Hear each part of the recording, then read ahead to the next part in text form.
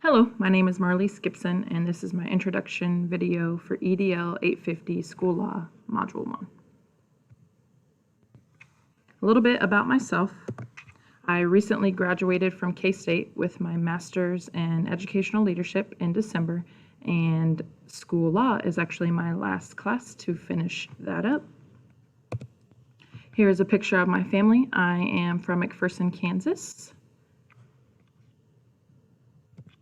And when I'm not teaching, I enjoy just spending time with my friends. This is a photo of us going axe throwing. Other than that, I really enjoy outdoor activities, sports, cheering on K-State Wildcats, the Chiefs, and the Royals. A little bit about my professional career. I work at Sites Elementary, and that is at Fort Riley, Kansas, a part of USD 475 Geary County. That school opened up in 2012, and I have been a fourth grade teacher there ever since it opened. I am also a middle school girls basketball coach. I coach 8th grade girls basketball at Fort Riley Middle School. All right, transitioning into our 3 levels of government control. First, just starting out with federal government. Just in summary of all the articles, can definitely see that over time in history, the federal government has had different amounts of control through all the different policies and acts that were passed. USD stated that ultimately the goal of the federal government was to find what worked and get information to the teachers and those education policymakers. With that, there are 4 principles that the federal government abides by. 1, make sure that there's equal educational opportunities.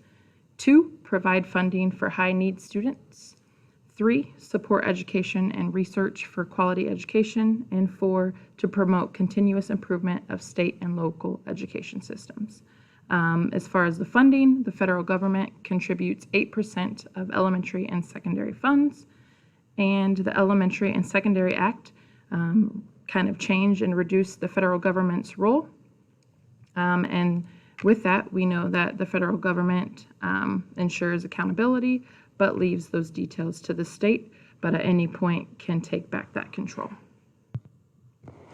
Next, state government.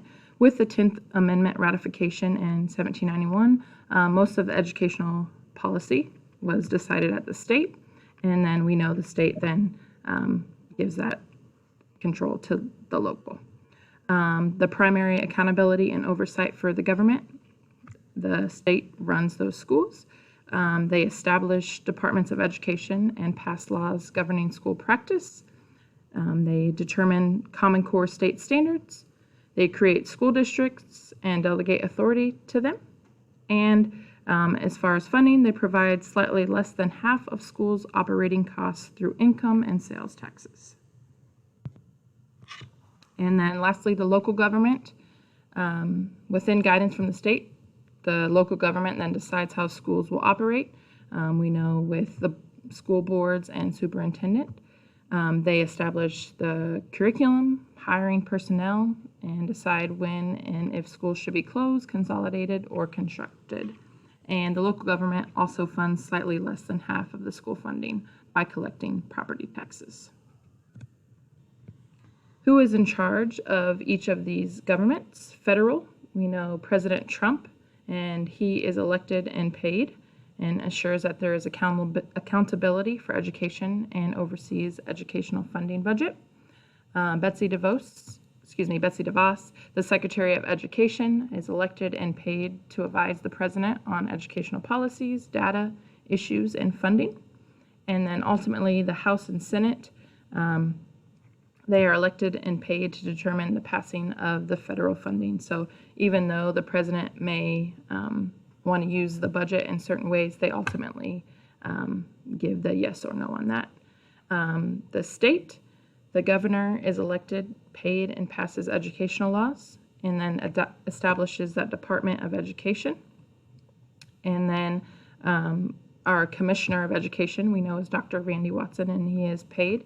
And he determines how much authority to give to the schools, and then determines with that Board of Education the types of accountability that schools must meet. And then lastly, the local government is governed by a school board that is either elected or appointed by the mayor or city council. Ultimately, they volunteer, and then the Board of Education in that local community then selects the superintendent, and that superintendent is paid to make decisions with the Board of Education for the betterment of students and staff. Government influence over those standards. I feel that standard 6.1 kind of falls under the local. They make sure to support each student's learning needs and promote the mission and vision of the school. Those people are in those schools or on the Board of Education or with the superintendent, and they are working day to day with those students, making sure to meet those needs, making sure to manage and communicate any policies or laws or expectations that must be met. Next, the state, I feel kind of fit in with component 6.2.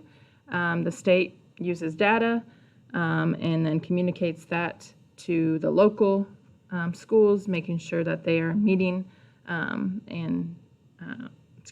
they're accountable, and if they are not meeting those expectations, look to ways to improve.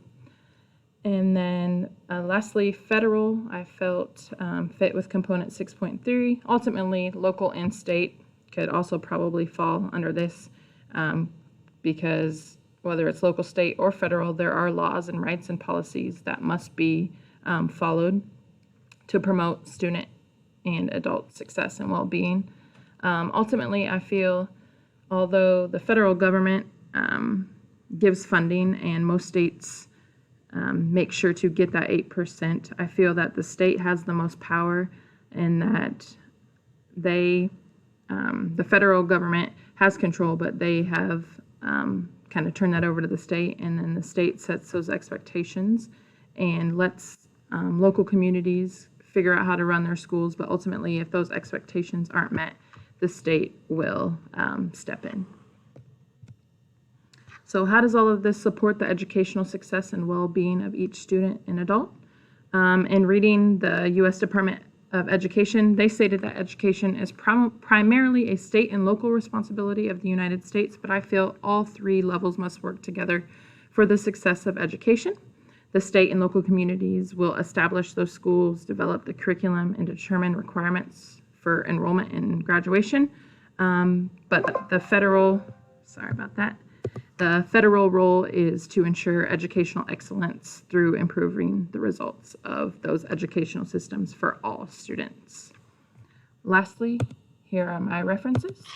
Thank you for checking out my video, and I look forward to learning with all of you.